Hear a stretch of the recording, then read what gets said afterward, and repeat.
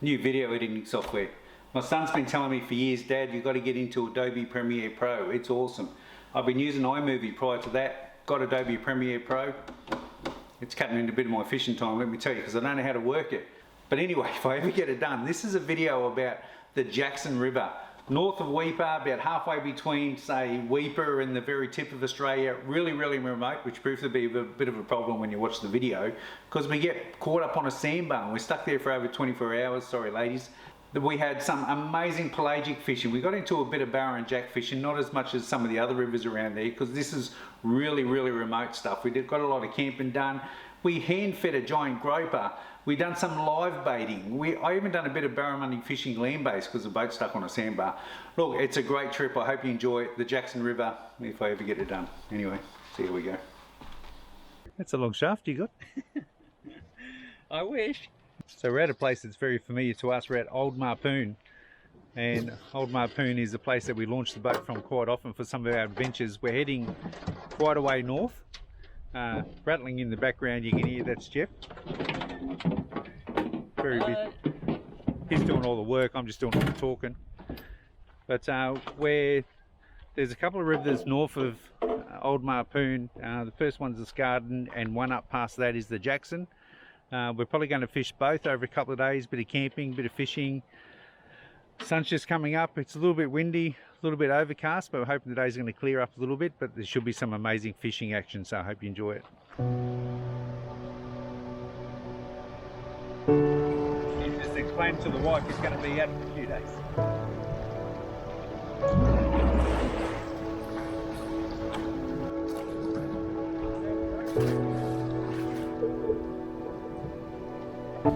So wait. I noticed you took my chair. Got a big bench there, mate. Takes my chair. We'll stand up while we're in.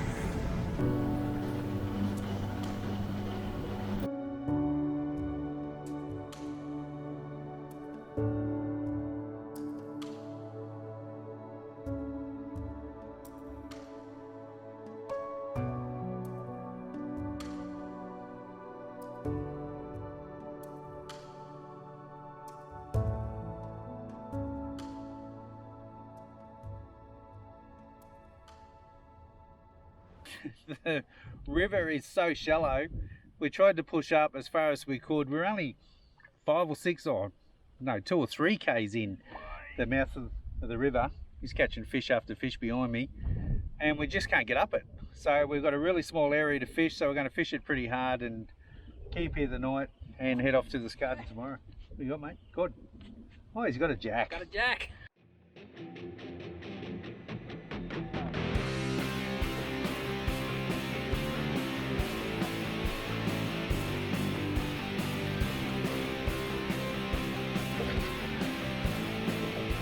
There he is. Oh, there he is. What's a bazinga?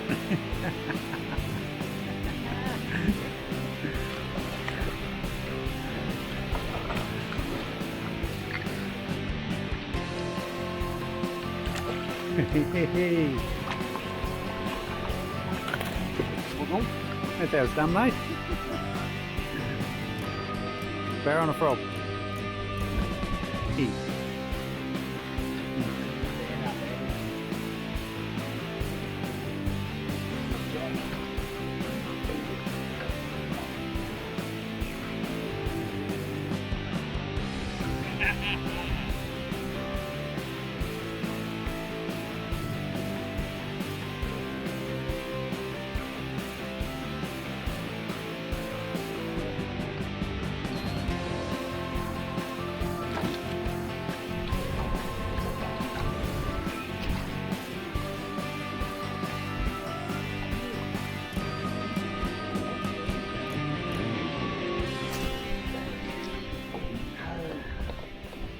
Where was that going?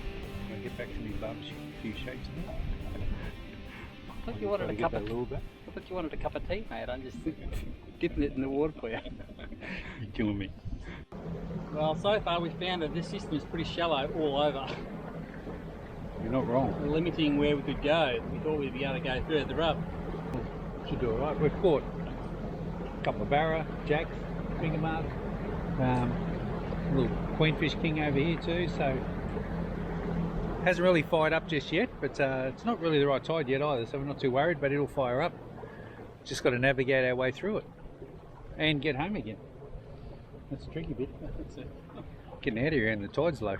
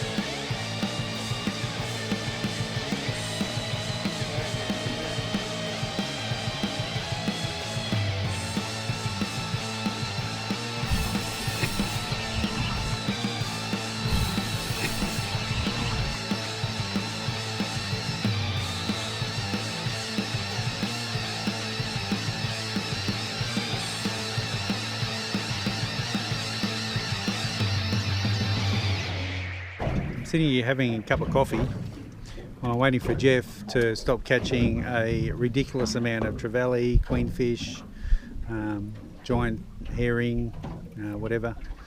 But anyway, might be here for a while. Come on again, Wardy.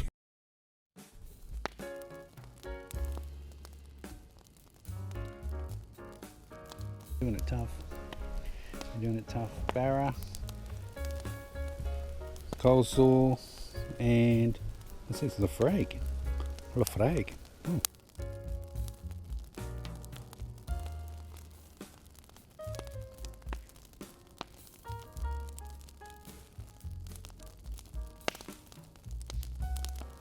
We were in that session yesterday, got a big fella, ran, I got spooled, cut me off deep in the line there. I don't think I've got enough line there to fish today, so Wardy's going to lend me his bait coaster.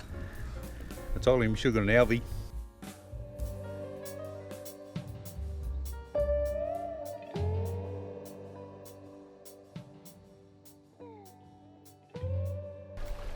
So the situation we have at the moment is that the tides on Cape York are quite interesting. They're a mixed semi-diurnal tide, which means we get 2 highs and 2 lows every day, but one high is very high and one low is very low, and the other change is very small.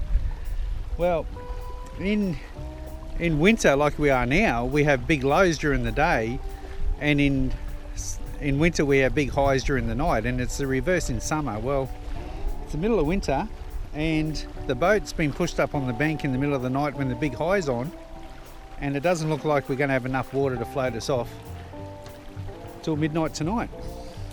I can't see enough water coming in, so unless the tide's wrong, which it often is on Cape York, which is one of the funny things about the Cape, it's very difficult to predict the tides. I'm hoping they got it wrong today, because if they got it right, 4, 5 o'clock in the morning, we're going to get home tomorrow.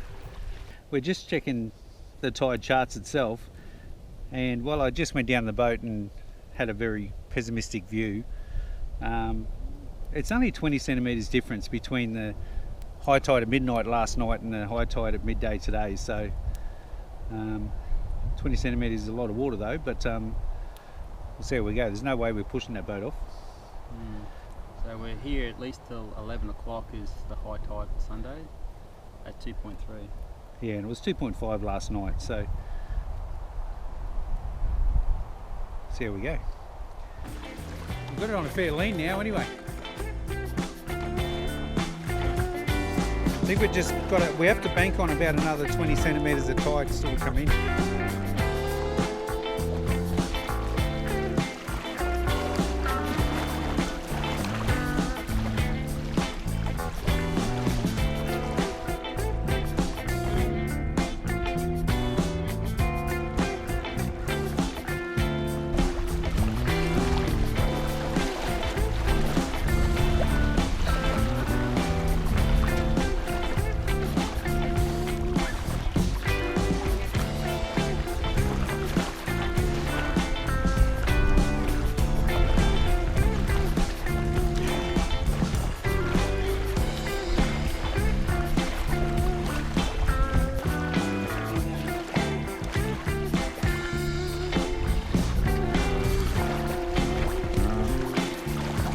So I have to dig a trench for the transducer because we're digging the boat out.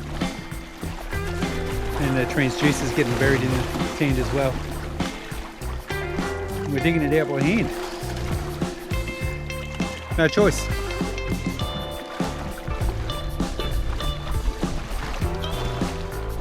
So we've dug this thing out as far as we can by hand, although as you can see here, Jeff's still trying, but still high and dry. And we've got to be near the top of the tide now because there's not much beach left. We dug and we dug, we pushed and we pulled, but the tide waits for no man, does it? No, I think we just missed the mark. High tide at midnight, and what are we doing? Going to push off and go home, or just sleep the night? And well, we're going to push the boat off at midnight. Yeah, push the boat off, then we're Anchor going to it fish the garden tomorrow. All right. Jeff's going to show us how to catch fish from the beach with live bait, little mullet. And what else got on there? Just a hook, that's it. Nothing else.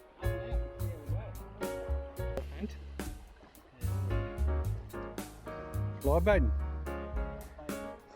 It's like lures, but real. Set and forget. Poor little mullet.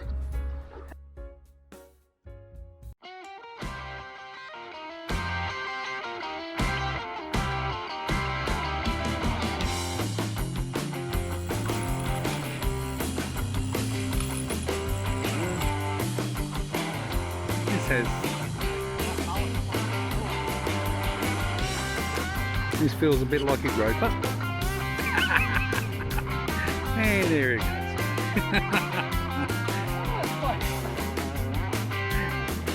You nearly dragged you in the water, bro.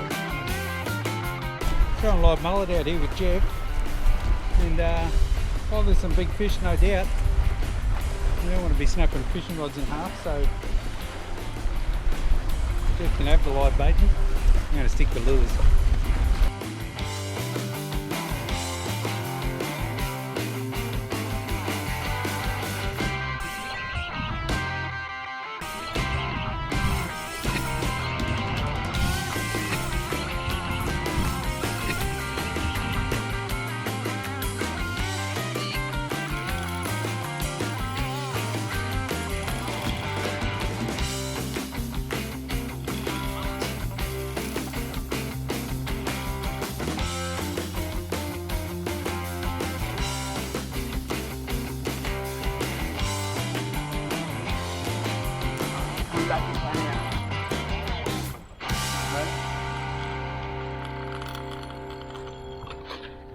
On.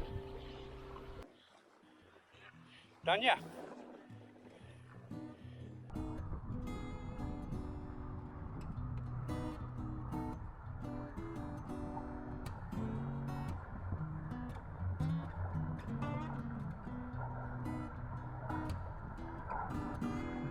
Big golden. Look at that. Oh, look at that. Oh my god! Live bait.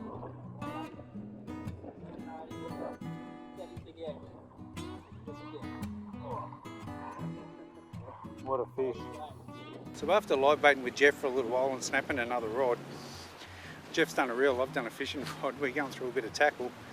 I've decided to walk up to hopefully some shallow banks and a bit of snag up here and do some land-based barramundi fishing. And land-based barra fishing is, I reckon it's a heap of fun. I don't get to do it too often because I'm always in the boat, but you can get good barra land-based. And I take a soft plastic rod and I take a bait caster and hopefully get a barra, and I'll show you how we do it.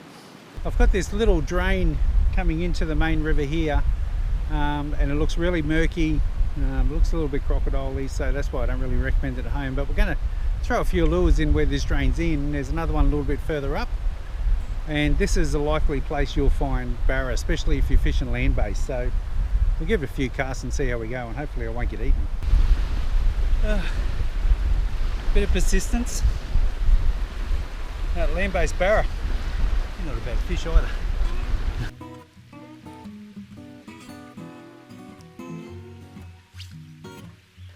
Just walking along this mangrove edge, but just got to keep a close eye out for crocs that are sunning themselves up here.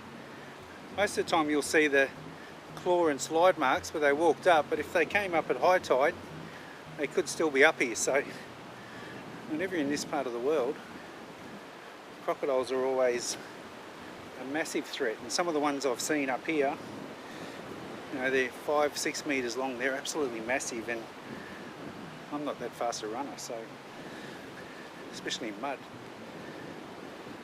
So if I'm walking a bit slow and careful, it's because I'm just poking my head around each corner and making sure there's not a big croc sitting up there. So there you go. There, land-based barra. Look, he'll just go legal size, so be able to have him for dinner tonight too, which is even better. But we risked life and limb for it. Did a bit of walking, flicking the little plastic. I didn't throw the hard body too much today because there's a strong headwind blowing straight into me and I can't get the hard body too far. But he ate the plastic and we got some dinner. I don't know if you can see it, but there is a massive groper, probably 3 meters away from me.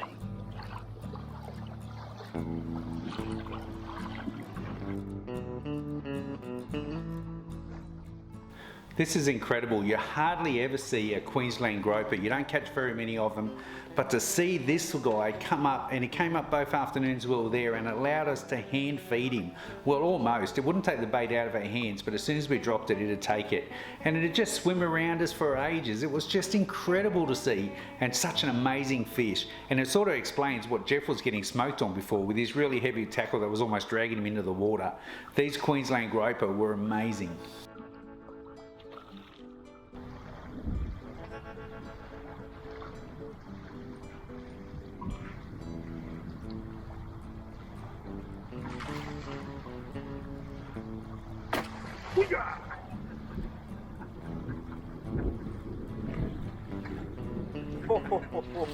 Suck that in.